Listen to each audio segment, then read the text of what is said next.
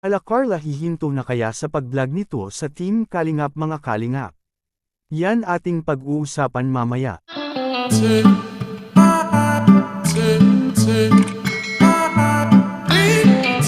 Isa namang mapalang araw sa inyong lahat mga Kalingap, sana po ay lagi kayong nakasuporta sa aking ginagawang reaction video. At kung nagustuhan po natin ang ganitong kwento, huwag po nating kalimutang mag-subscribe sa maliit na channel na ito, at paunawa ating tapusin ang kabuohang nilalaman nito. Siyempre huwag din nating kalimutang suportahan ang ama ng Kalingap na si Val Santos Matubang at Kalingap Rab.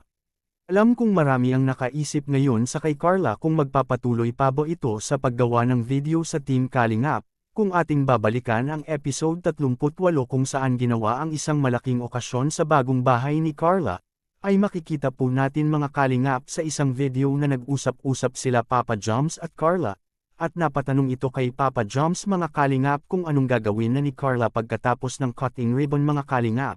Ito'y hihinto na ba sa pag-vlog nito at mag-focus na lang sa kanyang pag-aaral mga Kalingap?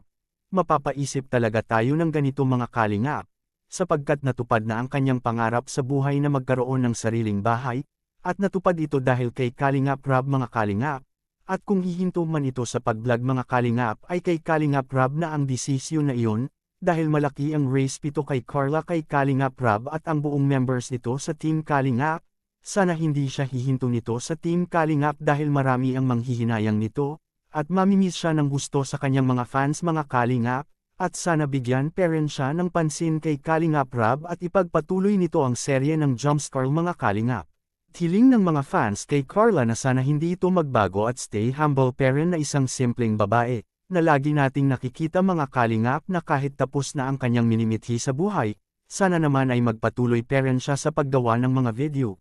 Dahil alam natin na patok ang Jumpscare ngayon at bintang-binta ito sa mga manunood count mga fans, kapag nangyari ang ganung desisyon ni Carla na matulad siya sa iba, tiyak na maraming mga fans ang masasaktan nito at mawalan na rin ng gana na panood pa sa Team Kalingap mga Kalingap. Lalo na rin si Papa Joms na siya ang unang manghihinayang kapag nangyari iyon, dahil alam natin na mahal niya itong si Carla at hindi maging kompleto ang araw nito pag hindi sila magkasama at magkikita araw-araw. Dahil mas ginaganahan si Papa Joms na gumagawa ng idea at gumawa ng content pag nandyan ito si Carla mga Kalingap. At Jumpscare ating makikita sa video kung ano ba ang totoong sinabi niya kay Papa Joms, kaya ating panuurin sa maikling video. Gaya ngayon, nagsiselebrate tayo ng may tamang panahon po para rin. Kagaya po ng sabi ko kanina, sabi ko, huwag kayo mapagod, huwag kayo sumuko. Paras lang naman yun eh. Sagutin mo man ako, hindi pa rin matatapos yung paniligaw ko. Tuloy-tuloy lang yun.